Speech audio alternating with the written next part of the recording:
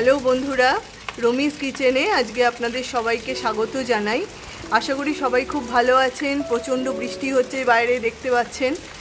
আমাদের পুকুরে পরিষ্কার বোঝা যাচ্ছে যে খুব বৃষ্টি হচ্ছে। তো আজকে নিয়ে এসেছি বৃষ্টিতে খুব মজার একটা রেসিপি, চিংড়ি মাছের পদ।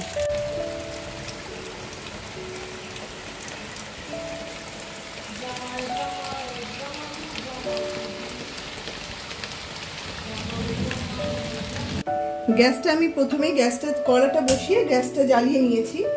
তো এই যে রেসিপিটা আমি করছি, এটার জন্য খুব সামান্য উপকরণ দরকার।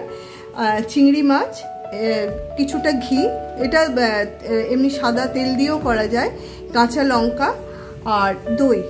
বিশেষ কোনো উপকরণ নেই, 5 মিনিটে রান্না, যে কেউ করে ফেলতে পারবে। তো চলুন শুরু করা যাক। কড়া আমি বসিয়ে দিয়েছি, দেখাই যাচ্ছে। তো প্রথমে আমি খানিকটা ঘি, 2 চামচ আছে এখানে, বেশি না, 2 চামচ কড়াতে ঘি দিয়ে দিলাম। আমার এখানে চিংড়ি মাছটা আছে 500 গ্রামের মতন, তো সেই অনুসারে আমি 2 চামচ ঘি দিলাম। এটা আপনারা তেল বা ঘি মিশিয়েও করতে পারেন, শুধু তেল দিয়েও করতে পারেন, আবার ঘি দিয়েও করতে পারেন। কড়াতে প্রথমে আমি 2টো তেজপাতা দিয়ে দিচ্ছি, আর এর সাথে অ্যাড করছি 3-4টে ছোট এলাচ, দালচিনি আর 3-4টে লবঙ্গ।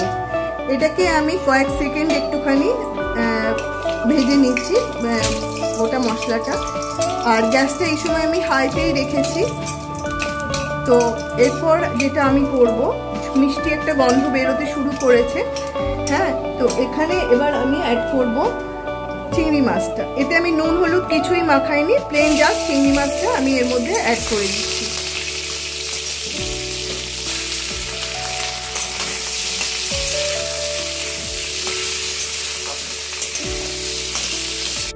এর সাথেই অ্যাড করছি কাঁচা লঙ্কা। আর চিংড়ি মাছ এখানে এই রেসিপিতে বেশি ভাজার দরকার নেই, যেরকম আছে সেরকমই। আর এটার মধ্যে আমি এবার একটু বেশি পরিমাণে টক দইটা নিয়েছি। এটা হচ্ছে 4 চামচ, মানে টিস্পুনের 4 টিস্পুন নিয়ে এটাকে ভালো করে আমি ঘেটে নিয়েছি, মানে ঘাটিয়ে নিয়েছি, যাতে কোনো লাম্প না থাকে। এবার এটাকে আমি ভালো করে একটুখানি গ্যাসটাকে এখানে আমি সিমে করছি। সিমে করে এটাকে এবার একটুখানি সময় আমি এটার সাথে নাড়িয়ে নিয়ে দইটার সাথে, তারপর একটুখানি ঢাকা দিয়ে দেবো। ঢাকাটা আমি দিয়ে দিচ্ছি, বেশিক্ষণ নয়, 2-3 মিনিট মতন এরকম রাখার পর তারপর এখানে আমি পরবর্তী কি করব দেখাচ্ছি। 2 মিনিট পর ফিরে এলাম। এবার দেখে নিচ্ছি কীরকম হয়েছে। হ্যাঁ, ঠিকই আছে। এবার আমি এটার মধ্যে নুন আর একটাই কিন্তু মিষ্টি অবশ্যই দিতে হবে, হ্যাঁ, না হলে কিন্তু ভালো হবে না।